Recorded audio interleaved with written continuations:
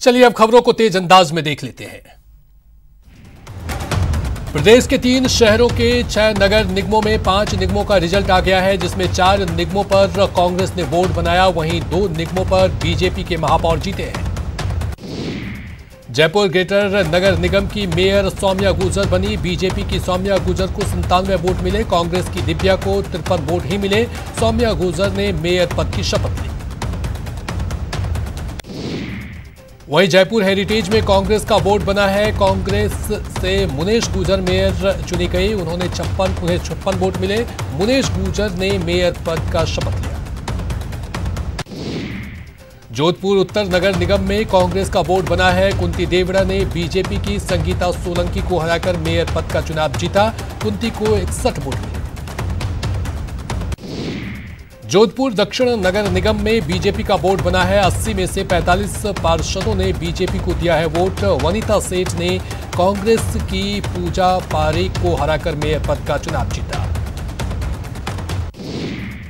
कोटा उत्तर में कांग्रेस का बोर्ड बना है, मंजू मेहरा कोटा उत्तर की मेयर घोषित हुई है। मंजू मेहरा को मिले हैं 501 मत, वहीं 19 वोट बीजेपी की संतोष वैरवा को मिले।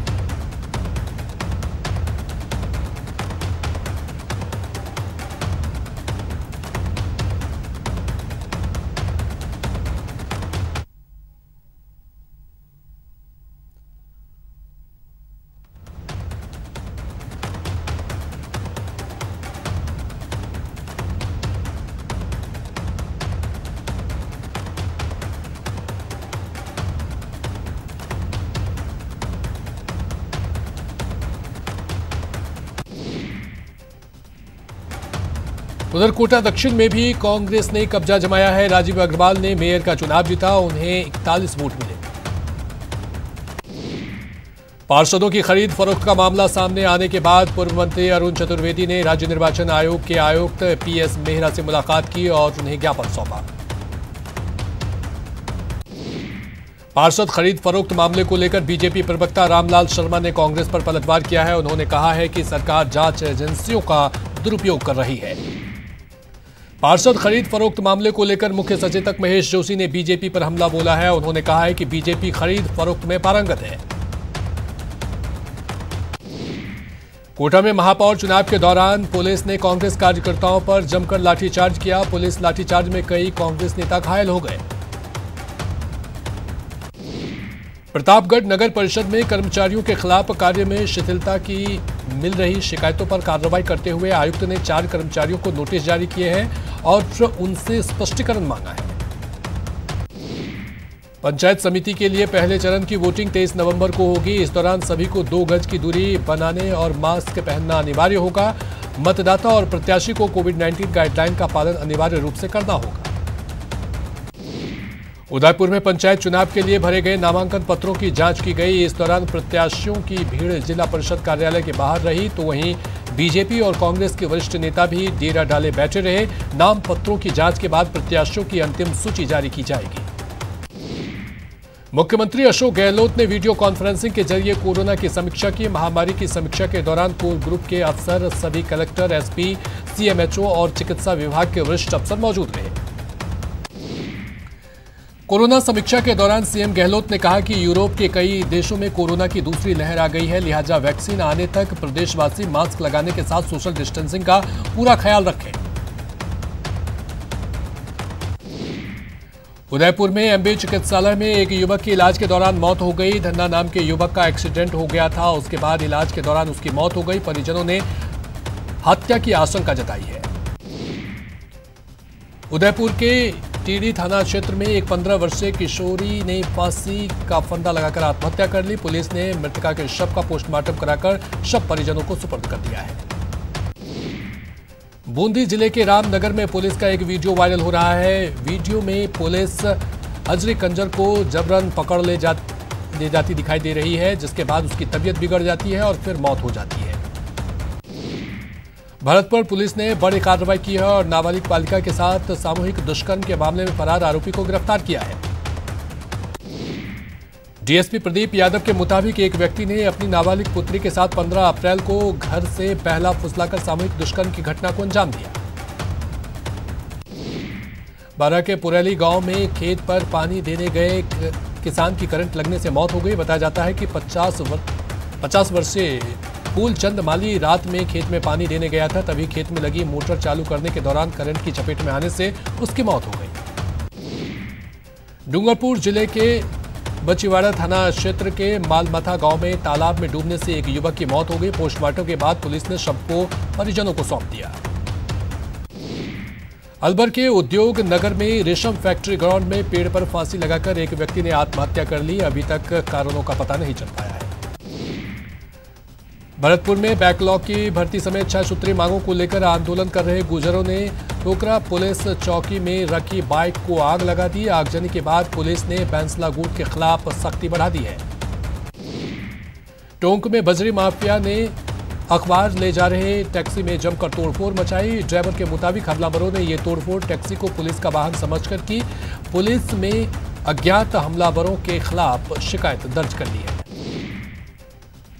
झालावाड़ की गौपुत्र सेना के कार्यकर्ताओं ने तस्करी के लिए ले जाए जा रहे 14 गौवंशों को मुक्त कराया और तस्करों को पकड़कर पुलिस के हवाले कर दिया।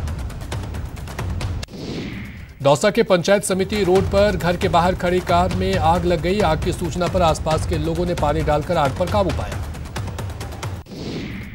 बारा शहर के पास राष्ट्रीय राजमार्ग 27 पर बाबरेडी खेड़क में अज्ञात वाहन की टक्कर से बाइक सवार युवक की मौत हो गई।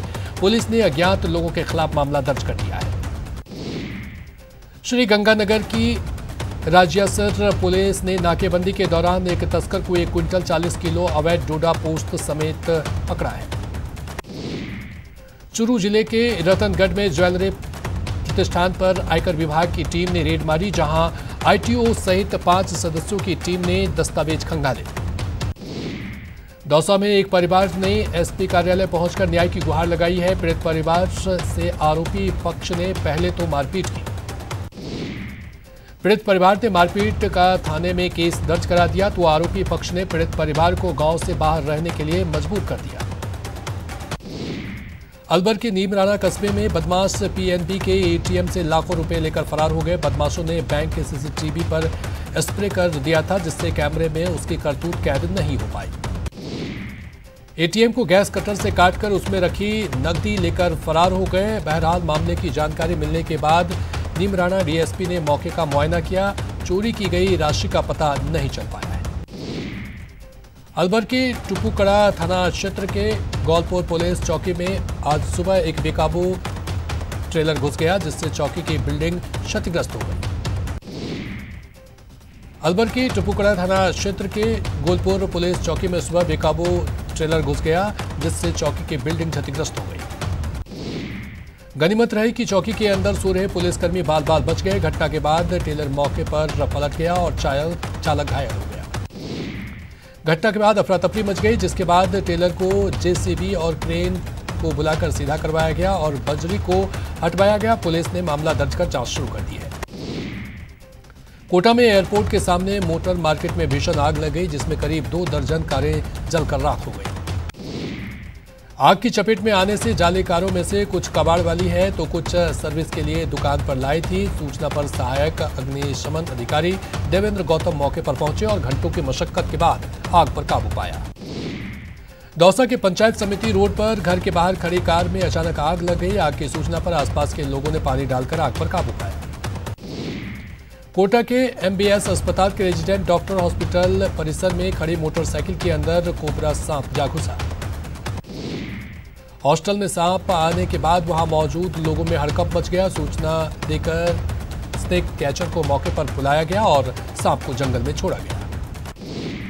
डूंगरपुर पुलिस की स्पेशल टीम ने शुद्ध के लिए युद्ध अभियान के तहत बड़ी सफलता हाथ लगी है। डीएसपी ने हाउसिंग बोर्ड क्षेत्र में एक दूध डेयरी संचालक के घर पर नकली घी बनाने के कारोबार का भंडाफोड़ किया।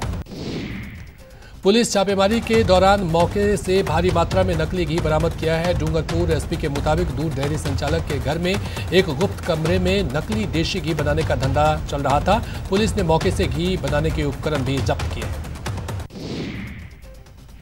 भरतपुर में एसडीएम विनोद कुमार मीणा के निर्देश पर प्रशासन और स्वास्थ्य विभाग की टीम ने आधा दर्जन दुकानों से मिठाइयों के नमूने लिए। मिलावटखोरों पर कार्रवाई के बाद दुकानदारों में हड़कंप मच गया। दुकानदार अपनी अपनी दुकानें बंद कर भूमिगत हो गए। प्रशासन ने कहा कि मिलावटखोरों के खिलाफ उनकी मुहिम आगे भी जारी रहेगी।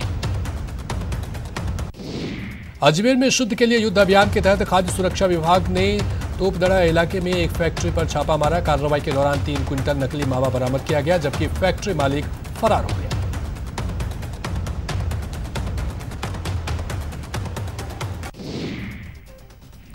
लगातार बढ़ता वायु प्रदूषण कोचिंग सिटी कोटा के माथे पर बदनुमा दाग बनता जा रहा है। यहां की हवा सेहत के लिए खतरनाक साबित हो रही है।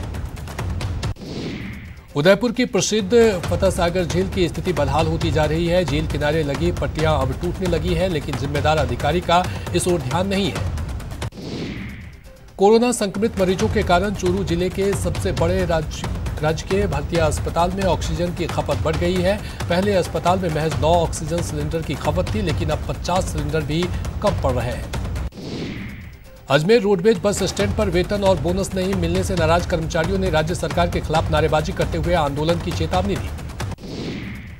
पंचायती राज चुनावों में नामांकन के बाद अब मतदान की तैयारियां शुरू हो गई है। झुंझुनू ने सभी 8 उपखंड मुख्यालयों पर मतदान कर्मियों को प्रशिक्षण दिया।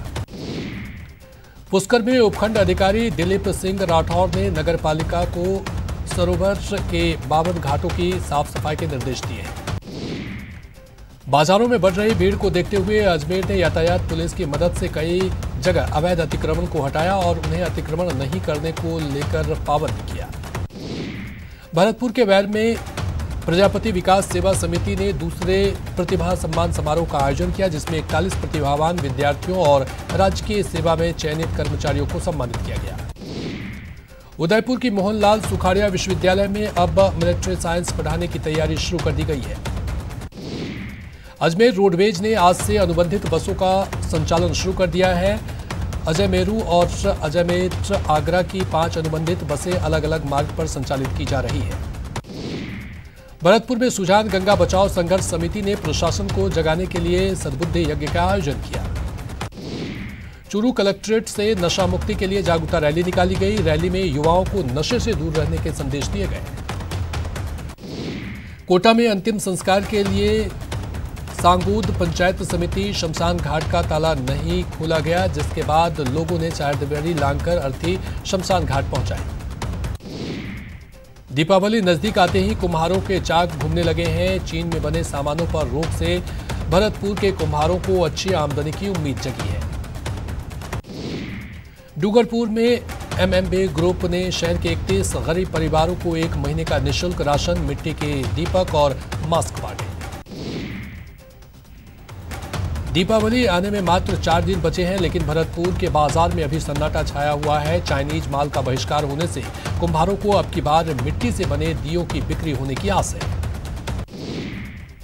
श्री गंगानगर की राज्यसर पुलिस ने नाकेबंदी के दौरान एक तस्कर को 1 क्विंटल 40 किलो अवैध डोडा पोस्ट पकड़ा। चूरू जिले के रतनगढ़ में ज्वेलर्स प्रतिष्ठान पर आयकर विभाग की टीम ने रेड मारी है, जहां आईटीओ सहित 5 सदस्यों की टीम ने दस्तावेज खंगाले। बूंदी जिले के रामनगर में पुलिस का एक वीडियो वायरल हो रहा है। वीडियो में पुलिस अजरी कंजर को जबरन पकड़कर ले जाती दिखाई दे रही है, जिसके बाद उसकी तबीयत बिगड़ जाती है और फिर मौत हो जाती है। भरतपुर पुलिस ने बड़ी कार्रवाई की है और नाबालिग बालिका के साथ सामूहिक दुष्कर्म के मामले में फरार आरोपी को गिरफ्तार किया है। डीएसपी प्रदीप यादव के मुताबिक एक व्यक्ति ने अपनी नाबालिग पुत्री के साथ 15 अप्रैल को घर से पहला फुसलाकर सामूहिक दुष्कर्म की घटना को अंजाम दिया। बाजारों में बढ़ रही भीड़ को देखते हुए अजमेर ने यातायात पुलिस की मदद से कई जगह अवैध अतिक्रमण को हटाया और उन्हें अतिक्रमण नहीं करने को लेकर पाबंद किया।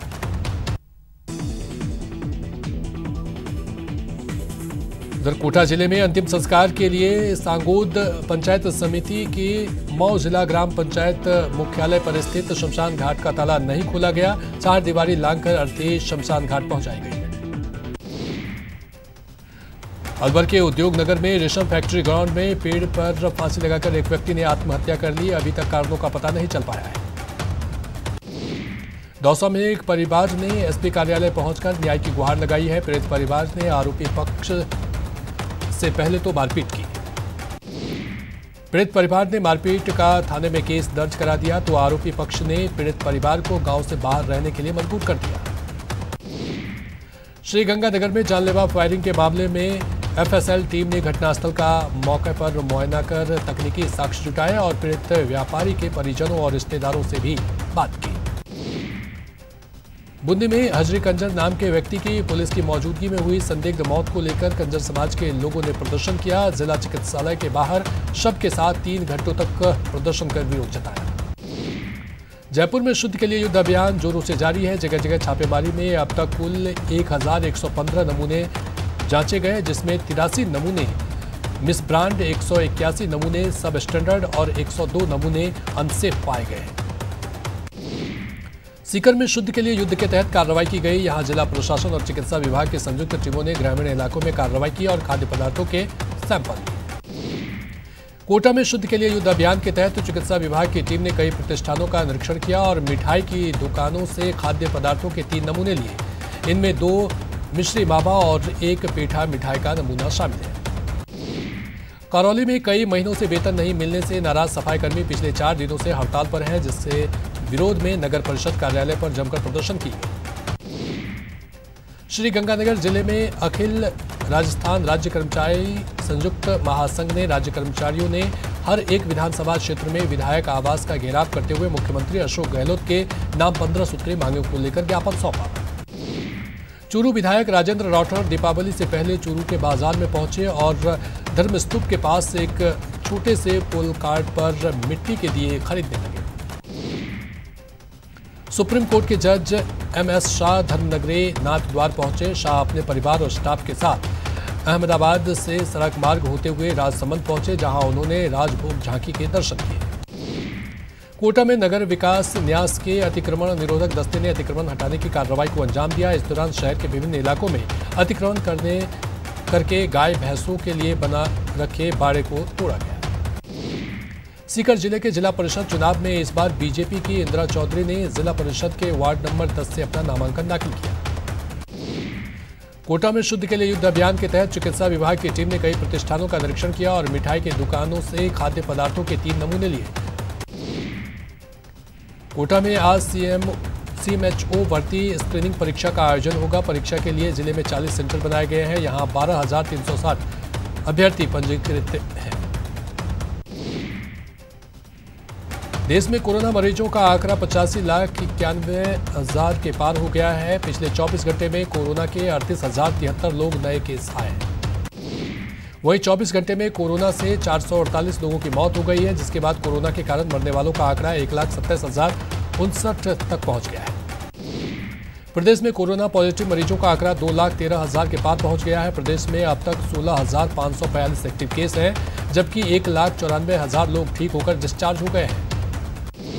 वहीं मरुधरा में बीते 24 घंटों में 1,859 पॉजिटिव केस मिले हैं, जबकि 9 लोगों की कोरोना से मौत हो गई, जिसके बाद प्रदेश में कोरोना से मरने वालों का आंकड़ा 1,998 तक जा पहुंचा।